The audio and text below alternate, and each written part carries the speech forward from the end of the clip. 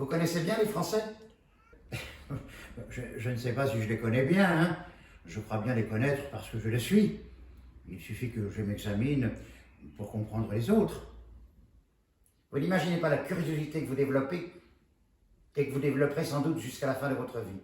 Chaque Français a avec vous une relation personnelle. Je n'ai jamais vu ça.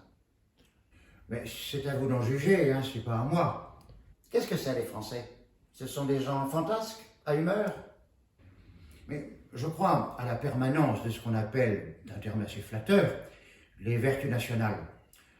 Je crois que la France continue d'être un pays marqué par le temps où il était habité par les Celtes.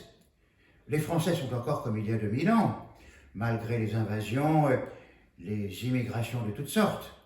On a tous les défauts des Celtes, parfois leurs qualités, ce côté un peu agité, contradictoire, révolutionnaire d'un peuple conservateur. Oui, tout cela se trouve déjà dans les débats et les disputes entre les tribus qui venaient disputer à Vercingétorix sa primauté.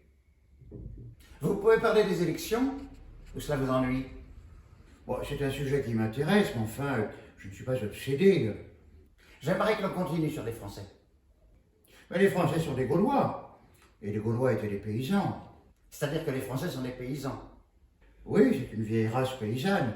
Regardez, maintenant il n'y a plus que 8% de population paysanne.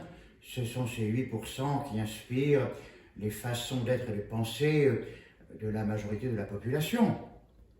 Vous parliez de la Gaule. Il y avait une fraîcheur, une nouveauté dans la Gaule, une jeunesse. Le monde est encore au temps de sa jeunesse. Ramsès II, je l'ai vu l'autre jour au Caire, ça fait 3300 ou 3400 ans qu'il vivait. Qu'est-ce que 3 ou 4000 ans, hein? Pas de doute, on était encore dans la jeunesse du monde.